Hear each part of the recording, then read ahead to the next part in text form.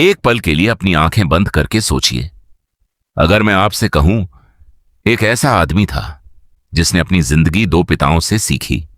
एक पिता जो बहुत पढ़े लिखे थे, बड़ी बड़ी डिग्रियां थीं, अच्छी नौकरी थी, समाज उनका सम्मान करता था, लेकिन पूरी जिंदगी पैसों की चिंता करते रहे।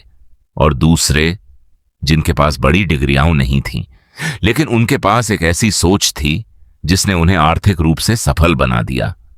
अब सवाल यह है, आखिर दोनों में फर्क क्या था? क्या फर्क पढ़ाई का था? क्या फर्क किस्मत का था? या फिर फर्क सिर्फ सोच का था? रॉबर्ट कियोसाकी कहते हैं, गरीब और अमीर के बीच सबसे बड़ा अंतर बैंक बैलेंस का नहीं, सोच का होता है। बचपन से हमें सिखाया गया, अच्छे नंबर लाओ, अच्छी नौकरी करो, पूरी जिंदगी मेहनत करो और एक दिन अमीर बन जाओ। लेकिन अगर यही सच होता तो सबसे ज्यादा पढ़े लिखे लोग ही सबसे ज्यादा अमीर होते। ऐसा क्यों नहीं है? क्यों करोड़ों लोग पूरी जिंदगी मेहनत करते हैं, फिर भी महीने के आखिर में उनके खाते में कुछ नहीं बचता? और क्यों कुछ लोग कम मेहनत करके भी ऐसी इनकम बना लेते हैं जो सालों तक चलती रहती है? दोस्त, आज की यह वीडियो सिर्फ रिच डैड पुअर डैड किताब का सार नहीं है। यह वीडियो आपकी पैसों को देखने की पूरी सोच बदल सकती है। लेकिन एक शर्त है, अगर आप अगले 15 मिनट तक अपने पुराने विश्वासों को एक तरफ रख सकते हैं, अगर आप सच सुनने की हिम्मत रखते हैं, तो यकीन मानिए वीडियो खत्म होने तक आप पैसे को कभी पहले जैसी नजर से नहीं देखेंगे। तो चलिए शुरू करते हैं उस किताब से जिसने दुनिया के करोड़ों लोगों की फाइनेंशियल थिंकिंग बदल दी, रिच डैड पुअर डैड। एक सवाल पूछता हूं, अगर अच्छी पढ़ाई, अच्छी नौकरी और अच्छी सैलरी ही अमीर बनने का रास्ता होता, तो आज भारत का हर IITN, हर IAS ऑफिसर और हर प्रोफेसर करोड़पति होता। लेकिन सच्चाई क्या है? देश के सबसे अमीर लोगों की सूची उठाकर देखिए, उनमें से बहुत से लोग ऐसे हैं जिन्होंने पारंपरिक शिक्षा के रास्ते से नहीं, बल्कि बिजनेस, इन्वेस्टिंग और फाइनेंशियल इंटेलिजेंस के दम पर दौलत बनाई। तो सवाल यह है, स्कूल हमें क्या सिखा रहा है? सोचिए, 15 से 20 साल तक हम स्कूल और कॉलेज में पढ़ते हैं, मैथमेटिक्स पढ़ते हैं, साइंस पढ़ते हैं, हिस्ट्री पढ़ते हैं, लेकिन क्या किसी ने हमें यह सिखाया कि इनकम टैक्स कैसे काम करता है, पैसा कहां इन्वेस्ट करना चाहिए, एसेट्स क्या होते हैं, कैश फ्लो क्या होता है, फाइनेंशियल फ्रीडम कैसे मिलती है? नहीं, क्योंकि स्कूल का सिस्टम आपको पैसे का मालिक नहीं, पैसों के लिए काम करने वाला एम्प्लॉई बनाना सिखाता है। अब एक और कड़वी बात, रॉबर्ट कियोसाकी कहते हैं, आपका खुद का रहने वाला घर हमेशा एसेट नहीं होता। यह सुनकर बहुत लोगों को गुस्सा आता है, क्योंकि बचपन से हमें यही सिखाया गया है कि पहले घर खरीदो, फिर जिंदगी सुरक्षित हो जाएगी। लेकिन क्या यह सच है? इसका जवाब अगले कुछ मिनटों में मिलेगा। लेकिन उससे पहले, अगर आपके अंदर अपनी 20 साल पुरानी सोच को बदलने की हिम्मत है, तभी इस वीडियो को आगे देखिए, क्योंकि आज जो बातें होंगी वे आपको असहज जरूर करेंगी, लेकिन शायद आपकी जिंदगी बदल दें। रॉबर्ट कियोसाकी की जिंदगी में दो पिता थे। एक उनके असली पिता, जिन्हें उन्होंने पुअर डैड कहा, और दूसरे उनके दोस्त के पिता, जिन्हें उन्होंने रिच डैड कहा। ध्यान दीजिए, पुअर डैड गरीब इंसान नहीं थे, वे बहुत पढ़े लिखे थे, उनके पास बड़ी डिग्रियां थीं, समाज उनका सम्मान करता था। लेकिन एक समस्या थी, पूरी जिंदगी उन्होंने पैसों की चिंता की। क्यों? क्योंकि उनकी सोच अलग थी। जब भी कोई महंगी चीज सामने आती, वे कहते, हम इसे खरीद नहीं सकते। यहीं खेल खत्म हो जाता था। जैसे ही आपने कहा, मैं नहीं कर सकता, आपका दिमाग भी काम करना बंद कर देता है, क्योंकि आपने उसे आदेश दे दिया कि अब समाधान ढूंढने की जरूरत नहीं है। अब दूसरी तरफ देखिए, रिच डैड। वे उतने पढ़े लिखे नहीं थे, लेकिन वे एक अलग सवाल पूछते थे, मैं इसे कैसे खरीद सकता हूं? बस यही एक सवाल पूरी जिंदगी बदल देता है। जब आप कहते हैं मैं कैसे कर सकता हूं, तो आपका दिमाग तुरंत रास्ते खोजने लगता है। यही फाइनेंशियल इंटेलिजेंस की शुरुआत है। अब इसे भारतीय परिवार के उदाहरण से समझिए। मान लीजिए एक बेटा 12वीं पास करता है। पहले पिता कहते हैं, बेटा अगले 5 साल सिर्फ सरकारी नौकरी की तैयारी करो, नौकरी मिल गई तो जिंदगी सेट। इस सलाह में सुरक्षा है, लेकिन जोखिम लेने की आदत नहीं। अब दूसरे पिता कहते हैं, सरकारी नौकरी की तैयारी करो तो अच्छी बात है, लेकिन साथ में कोई स्किल भी सीखो, वीडियो एडिटिंग सीखो, कोडिंग सीखो, डिजिटल मार्केटिंग सीखो, यूट्यूब शुरू करो, फ्रीलांसिंग करो। अगर नौकरी मिल गई तो बढ़िया, नहीं मिली तो तुम्हारे पास अपनी इनकम होगी। देखिए, दोनों पिता अपने बेटे का भला चाहते हैं, लेकिन दोनों की सोच अलग है। पहला पिता कहता है सुरक्षित रहो, दूसरा पिता कहता है मजबूत बनो। यही रिच डैड और पुअर डैड का सबसे बड़ा अंतर है। पुअर डैड अपनी नौकरी पर भरोसा करते थे, रिच डैड अपनी स्किल्स, एसेट्स और फाइनेंशियल नॉलेज पर भरोसा करते थे। और याद रखिए, दुनिया में सबसे बड़ा अंतर पैसे का नहीं होता, सोच का होता है। गरीब सोच कहती है, अगर पैसे होते तो मैं कुछ बड़ा करता। अमीर सोच पूछती है, मैं ऐसा क्या करूं कि पैसे आने शुरू हो जाए। यही सवाल एक साधारण इंसान और एक सफल इंसान के बीच की दूरी तय करता है। अब मैं आपसे एक सवाल पूछता हूं, अगर आज आपको 50 लाख रुपए मिल जाए तो आप सबसे पहले क्या खरीदेंगे? शायद एक बड़ा घर, एक शानदार कार या फिर महंगा फोन। और यहीं 90% लोग अपनी पहली फाइनेंशियल गलती कर देते हैं, क्योंकि उन्हें कभी किसी ने सिखाया ही नहीं कि एसेट क्या होता है और लायबिलिटी क्या होती है। रॉबर्ट कियोसाकी इस पूरे खेल को सिर्फ एक लाइन में समझा देते हैं, एसेट वह है जो आपकी जेब में पैसा डालता है, लायबिलिटी वह है जो आपकी जेब से पैसा निकालता है। बस यही पूरी किताब का सबसे बड़ा सबक है। लेकिन अब एक ऐसा सच सुनिए जो शायद आपको चौंका दे। बहुत लोग सोचते हैं मेरा अपना घर सबसे बड़ा एसेट है, लेकिन सोचिए, अगर उस घर से हर महीने ईएमआई जा रही है, मेंटेनेंस का खर्च जा रहा है, प्रॉपर्टी टैक्स देना पड़ रहा है, रिपेयर पर पैसा लग रहा है, और उस घर से 1 रुपया भी इनकम नहीं आ रही, तो वह आपकी जेब में पैसा डाल रहा है या निकाल रहा है। यही कारण है कि रॉबर्ट कियोसाकी कहते हैं, हर घर एसेट नहीं होता। अगर वही घर किराए पर दिया गया है और उसका किराया ईएमआई से ज्यादा है, तो वह एसेट बन सकता है। लेकिन अगर वह सिर्फ खर्च करा रहा है तो फाइनेंशियल दृष्टि से वह लायबिलिटी है। अब कार की बात करते हैं। आपने 20 लाख की नई कार खरीदी, शोरूम से बाहर निकलते ही उसकी कीमत कम हो गई। हर महीने EMI, insurance, petrol, service, tyre, maintenance.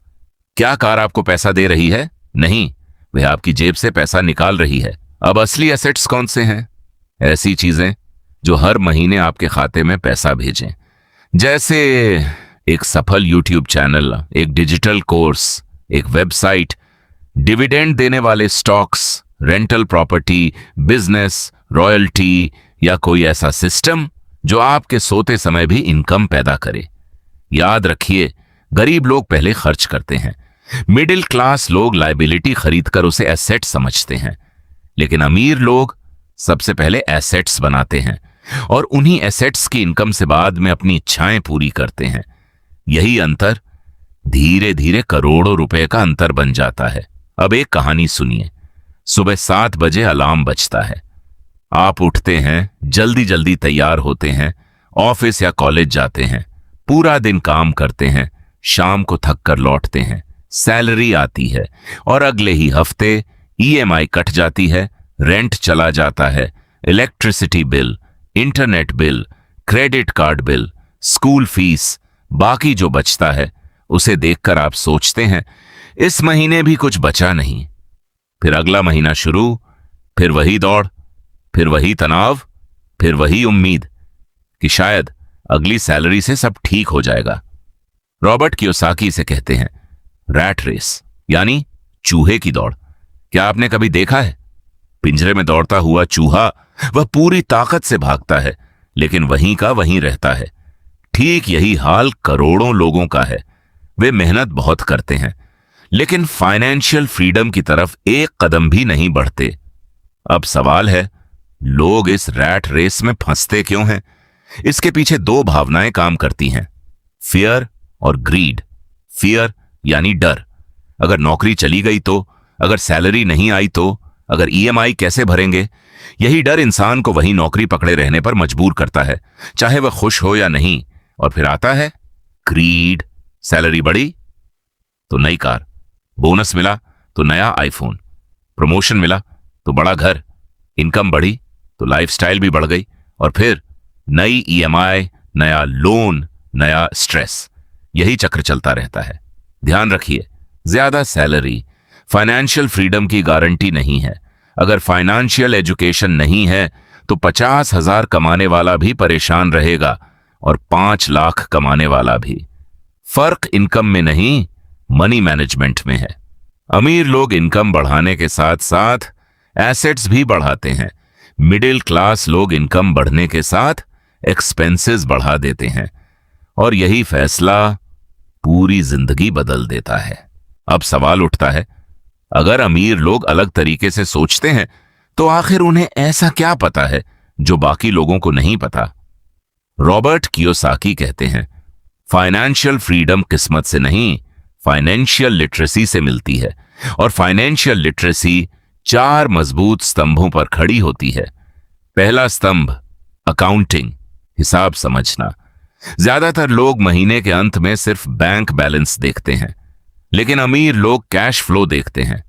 वे जानते हैं कहां से पैसा आ रहा है और कहां जा रहा है। अगर आपको यह नहीं पता कि हर महीने आपका पैसा कहां खर्च हो रहा है, तो चाहे आपकी इनकम ही कितनी भी बढ़ जाए, पैसा फिर भी गायब होता रहेगा। याद रखिए, जिस चीज को आप माप नहीं सकते उसे सुधार भी नहीं सकते। इसलिए अमीर लोग हर रुपये का हिसाब रखते हैं। दूसरा स्तंभ, इन्वेस्टिंग, पैसे से पैसा कमाना। अगर आपका पैसा सिर्फ बैंक में पड़ा है तो वह धीरे धीरे अपनी ताकत खो रहा है। महंगाई हर साल आपकी बचत की कीमत कम करती है। अमीर लोग अपने पैसे को काम पर लगाते हैं। वे समझते हैं कि पैसा सबसे अच्छा कर्मचारी है, उसे छुट्टी नहीं चाहिए, उसे खाना नहीं चाहिए, वह 24 घंटे आपके लिए काम कर सकता है। लेकिन ध्यान रखिए, इन्वेस्टिंग का मतलब अंधाधुंध पैसा लगाना नहीं है। पहले सीखिए, फिर समझिए, फिर निवेश कीजिए। ज्ञान के बिना किया गया निवेश जुआ बन जाता है। तीसरा स्तंभ, मार्केट्स, बाजार को समझना। बिजनेस का सबसे बड़ा नियम है, जहां लोगों की जरूरत होगी वहीं पैसा होगा। महामारी आई तो ऑनलाइन बिजनेस बढ़ गए। एआई आया तो एआई स्किल्स की डिमांड बढ़ गई। डिजिटल मार्केटिंग बढ़ी तो नए अवसर पैदा हो गए। जो लोग मार्केट को समझते हैं वे बदलाव से डरते नहीं, बदलाव से पैसा कमाते हैं। याद रखिए, बाजार हमेशा बदलता रहेगा। अगर आप सीखना बंद कर देंगे तो कमाना भी बंद कर देंगे। चौथा स्तंभ, लॉ, टैक्स और बिजनेस स्ट्रक्चर। यह वह विषय है जिसे स्कूलों में शायद ही कभी पढ़ाया जाता है। एम्प्लॉय पहले कमाता है, फिर टैक्स कटता है, और जो बचता है उसे खर्च करता है। लेकिन बिजनेस ओनर कानूनी नियमों के अनुसार बिजनेस एक्सपेंसेस को मैनेज करता है, इन्वेस्टमेंट करता है, और फिर टैक्स की योजना बनाता है। इसका मतलब टैक्स चोरी करना नहीं है, इसका मतलब है फाइनेंशियल रूल्स को समझना। अमीर लोग कानून तोड़कर नहीं, कानून को समझकर आगे बढ़ते हैं। अब एक आखिरी बात, रॉबर्ट कियोसाकी कहते हैं, दुनिया में पैसा कमाने के 4 तरीके हैं। एम्प्लॉई, ई, जो अपनी नौकरी से कमाता है। सेल्फ एम्प्लॉयड, एस, जो खुद काम करता है, जैसे डॉक्टर, वकील या फ्रीलांसर। अगर वह काम बंद कर दे तो इनकम भी बंद। बिजनेस ओनर, बी, जो ऐसा सिस्टम बनाता है जहां लोग और सिस्टम उसके लिए काम करते हैं। इन्वेस्टर, आई, जो अपने पैसे से पैसा कमाता है। अगर आपको फाइनेंशियल फ्रीडम चाहिए तो धीरे धीरे ई और एस से बी और आई की तरफ बढ़ना होगा। बात, अगर आपने ये पूरी वीडियो देख ली लेकिन कल सुबह उठकर फिर वही पुरानी जिंदगी जीने लगे तो इस वीडियो का कोई मतलब नहीं। नॉलेज बिना एक्शन के सिर्फ मनोरंजन बनकर रह जाती है। आज रात सोने से पहले एक काम जरूर करना, एक कॉपी निकालो और 2 कॉलम बनाओ। पहले कॉलम में लिखो एसेट्स, दूसरे कॉलम में लिखो लायबिलिटीज। अब ईमानदारी से लिखो हर महीने पैसा कहां से आ रहा है और कहां जा रहा है। शायद पहली बार तुम्हें समझ आएगा कि समस्या इनकम की नहीं, फाइनेंशियल हैबिट्स की है। याद रखो, गरीबी जेब से पहले सोच में जन्म लेती है और अमीरी बैंक अकाउंट से पहले दिमाग में बनती है। जिस दिन तुमने पैसे को समझ लिया, उस दिन पैसा तुम्हें समझने लगेगा। इसलिए आज फैसला करो कि तुम सिर्फ नौकरी करने वाले इंसान नहीं, फाइनेंशियल इंटेलिजेंस वाले इंसान बनोगे। तुम सिर्फ सैलरी का इंतजार नहीं करोगे, बल्कि एसेट्स बनाओगे। तुम सिर्फ खर्च नहीं करोगे, बल्कि इन्वेस्ट भी करोगे। और सबसे जरूरी, तुम अपनी फाइनेंशियल एजुकेशन की जिम्मेदारी खुद लोगे। अगर इस 15 मिनट की वीडियो ने आपके दिमाग के ताले खोले हैं, तो अभी कमेंट में लिखिए फाइनेंशियल इंटेलिजेंस। वीडियो पसंद आई हो तो लाइक जरूर कीजिए, अपने दोस्तों और परिवार के साथ शेयर कीजिए। और ऐसे ही मनी माइंडसेट, बिजनेस, इन्वेस्टिंग और फाइनेंशियल फ्रीडम से जुड़ी दमदार वीडियो के लिए अभी चैनल को सब्सक्राइब कर लीजिए, क्योंकि यहां हम सिर्फ पैसा कमाना नहीं, बल्कि पैसे का खेल जीतना सीखते हैं। याद रखिए, अमीर लोग पैसे के लिए काम नहीं करते, बल्कि पैसा उनके लिए काम करता है। मिलते हैं अगली वीडियो में।